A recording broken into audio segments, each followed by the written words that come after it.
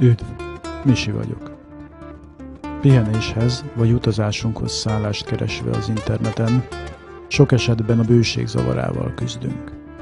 Jellemző, hogy a kínálat nagyságából adódóan már nem elég csak az akciós árakat összehasonlítani.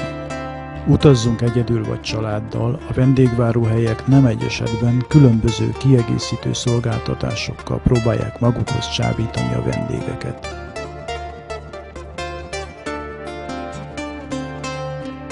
Egy felejthetetlen szafari kirándulás kalandjával,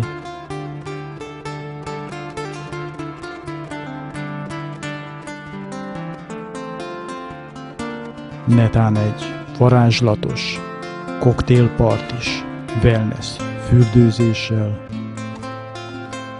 de a csapdák elkerülhetőek.